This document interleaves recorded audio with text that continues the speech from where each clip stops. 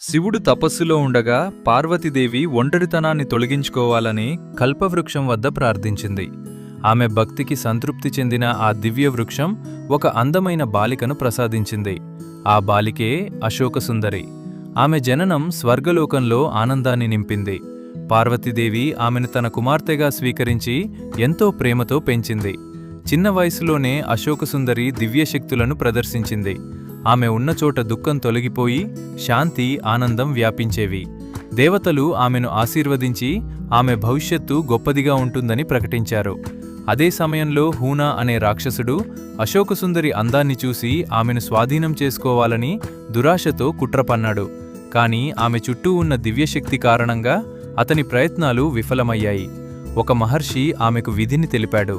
నీ భర్త గొప్ప వీరుడవుతాడు, కాని అతను శాపగ్రస్తుడు. అతని పేరు నహుషుడు అని చెప్పాడు.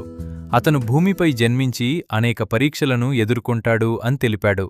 నహుషుడు భూమిపై ఒక సాధారణ రాజకుమారుడిగా జన్మించి పెరిగాడు. అతను ధైర్యవంతుడిగా మారి యుద్ధవిద్యలో నైపుణ్యం సంపాదించాడు. తెలియకుండానే అశోకసుందరి అతన్ని దివ్యశక్తితో రక్షిస్తూ ఉండేది. కాలక్రమంలో హూణ రాక్షసుడు మరింత శక్తివంతమై భూమిపై విధ్వంసం సృష్టించాడు. దేవతలు కూడా ఆ దాడిని ఆపలేని స్థితికి చేరుకున్నారు. అప్పుడు అశోకసుందరి తన అసలు దివ్యరూపాన్ని ధరించి యుద్ధానికి దిగింది. ఆమె శక్తి ముందు రాక్షసుడు నిలబడలేకపోయాడు. తీవ్రమైన యుద్ధం తర్వాత అశోకసుందరి హూణ రాక్షసుణ్ణి సంహరించి ధర్మాన్ని పునరుద్ధరించింది. దేవతలు పూలవర్షం కురిపించి ఆమెను ఆశీర్వదించారు. తరువాత శివుడు మరియు పార్వతీదేవి ప్రత్యక్షమై అశోకసుందర్ని ఆశీర్వదించారు. ఆమె తన విధిని పూర్తిచేసి ధర్మాన్ని రక్షించింది.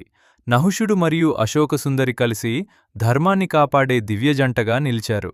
వారి కథ ధైర్యం, ప్రేమ మరియు ధర్మానికి ప్రతీకగా నిలిచింది. ఈ కథ మీకు నచ్చితే మా ఛానల్ను సబ్స్క్రైబ్ చేయండి.